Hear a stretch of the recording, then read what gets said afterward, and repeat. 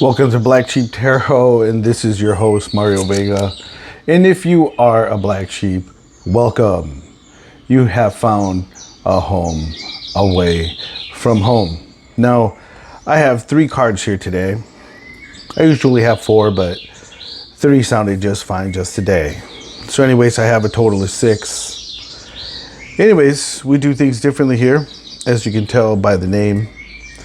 We do 7 deadly sins, things like that, greed, laziness, hate, envy, that good stuff. Maybe you seek validation. Maybe that's one of the things you struggle with. Maybe you struggle to say no to people. Maybe you over apologize. Things like that. We all share those things in common, all right? And also, we talk about Carl Jung and the Jungian archetypes. There's 12 archetypes. We all have them here on Earth, every single one of us. All right. So archetypes can be like the magician, the explorer, the innocent, and the sage. There's many more. Anyways, today's video is going to be about why people sometimes get anxiety or feel a certain way. Why do we hate love?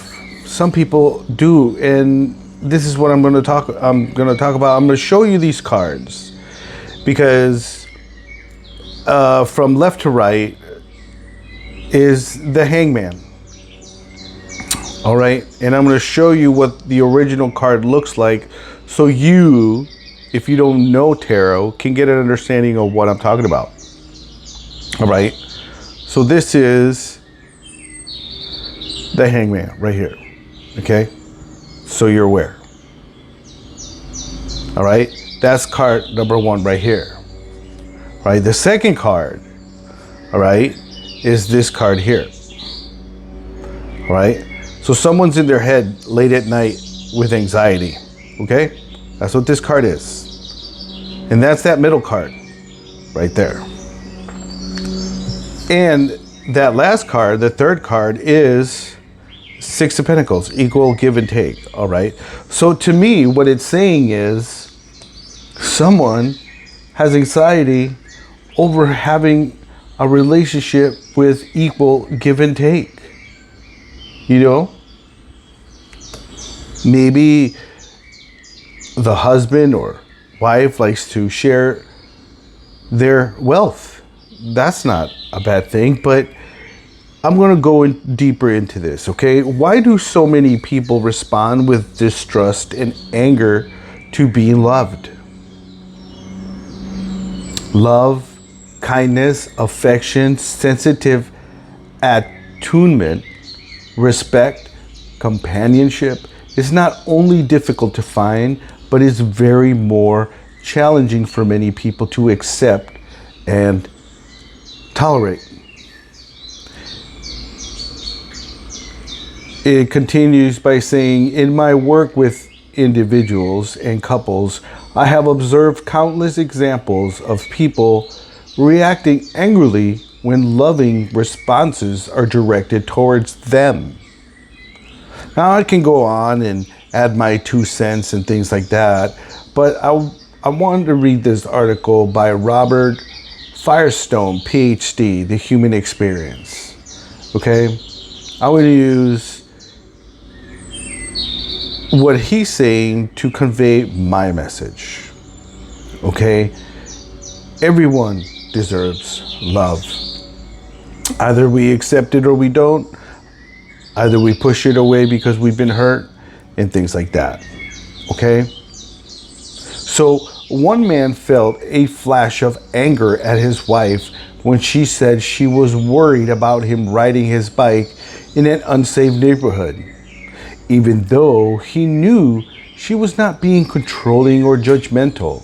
And despite being aware that her apprehension was based on the fact that she really loved and valued him, he felt rage. Can you relate? Do you know someone that fits that description?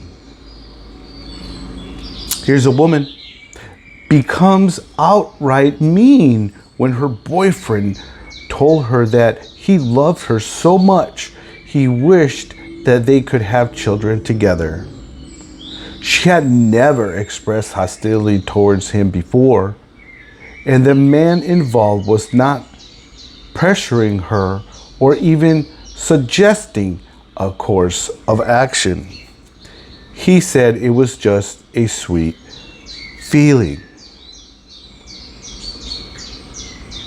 Unlike these individuals, many people are unaware that being loved or especially valued makes them feel angry and withholding. Indeed, this paradoxical reaction is largely an unconscious process.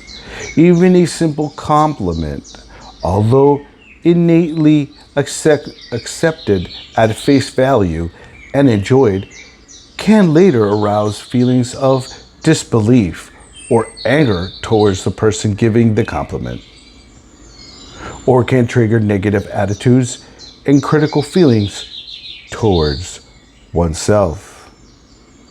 That's terrible, because the hangman here, all right, he's liberated, he's spiritual, but then you have that worry of anxiety and fear and despair, over prosperity or finances.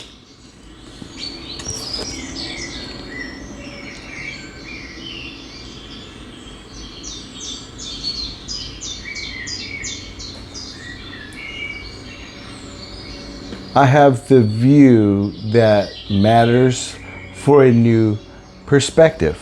And you do. All right. Look, the anxiety is not going to change anything if you worry about it. Okay. All right. So right under those cards, I have the Four of Swords, and I'll put it up here. This is the Four of Swords. And under that middle card there, we have Justice, all right? That's the Justice. So you see what it is, okay? Because I'm going to show you anyways, all right? This card here, the first one here is this card here. So it's at rest, all right? That's this one right here, okay? And Justice is this one right here, all right? Justice. And then the last card is the Lovers, all right, which is this card here, okay?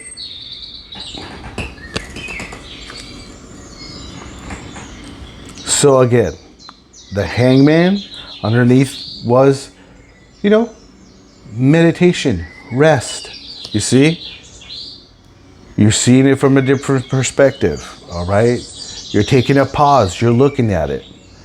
Your justice is to be fair. All right? I believe that justice will always live on earth. Your upright attitude, you deserve love, a partnership. We all do. Okay? Being loved arouses anxiety because it threatens long-standing psychological defenses formed early in life in relation to emotional pain and rejection, therefore leaving a person feeling more vulnerable. Although the experience of being chosen and especially valued is exciting and can bring happiness and fulfillment, at the same time, it can be frightening, and the fear often translates into anger and hostility. Basically, love is scary when it contrasts with childhood trauma. And that's what this video, or I should say channel, is about. Unresolved childhood trauma. All right? For you who have been through child abuse, neglect, and so on, hey, been there, done that. And guess what? We all went down the road of self-medicating. And what did we do? Sex, drugs, and rock and roll. So I get it. Been there, done that. In that situation, the beloved feels compelled to act in ways that hurts the lover, behaving in a punitive manner, distancing themselves and pushing love away. In essence, people maintain their defensive posture that they formed early in life. I know I'm pretty bad at that too. There's things that I still work on, because when you're working on yourself, it's a forever process. Another thing that people do, being loved arouses sadness and painful feelings from the past. Being treated with love and tenderness arouses a kind of poignant sadness that many people struggle to block out. Ironically, close moments with a partner can activate memories of painful childhood experiences, fear of abandonment, and feeling of loneliness. Being loved provokes a painful identity crisis. When people have been hurt, they feel that if they accept love in their life, the whole world, as they have experienced it, would be shattered, and they would not know who they were. Being valued or seen in a positive light is confusing because it conflicts with the negative self-concept that many people form within their family. This isn't my only channel. I also do childhood trauma on my other channel, and I do tarot. So I want to combine them both and bring a message of hope for people, because I found a way out, and I'm trying to share a message to people that may be looking for a way out from drug addiction and things like that. Okay. Another thing, accepting being loved in reality disconnects people from a fantasy bond with their parents, because you want to rejuvenate the possibility of love in your life. And I'm talking about self-love for you. Love for you. Pour into yourself. That love that you want to give that other person, pour it into you first. Do you like the reflection in the mirror? Do you like yourself? Can you tell yourself that you love yourself? Find clarity if you don't. Be accountable for whatever comes back at you, because you do deserve love. You deserve a partnership. You deserve unity, a soulmate, if you believe in that kind of thing. But everyone deserves love. All right? Early in life, children develop fantasies of being fused with a parent or primary caregiver to compensate for what is emotionally missing in their environment. The imagined connection offers a sense of safety, particularly gratifies the child's needs and relieves painful feelings of emotional deprivation and rejection. Another possible thing is positive acknowledgement arouses guilt in relation to surpassing the parent of the same sex. That can be a problem too. And this will be the last point I will make, and I will leave it here. Achieving success in one's love life or career can make a person aware of their parents' weaknesses, limitations, and failures to find gratification in their lives.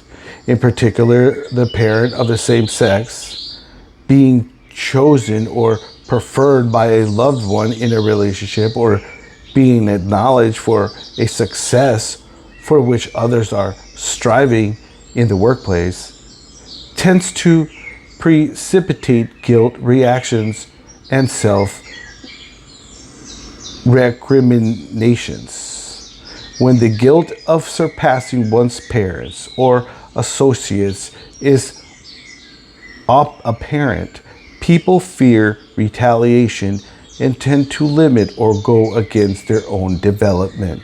And that is so very true. Don't ever dim your light. If you can go higher than others, you do it. Furthermore, people often feel angry at being acknowledged, and because the feeling appears to be irrational, it is suppressed. They distort the very people who made them feel loved or who supported or acknowledged their success or achievements, and act out aggressively towards them. Many mistakenly perceive positive acclaims as an expectation or a demand to continue the behavior that earned them the appreciation and praise. Again, this is Black Sheep Tarot, and this is Mario, your host, asking to give us or give me a like if you like the way I read. Subscribe so other black sheeps can find a home away from home. And I will see you in a later video.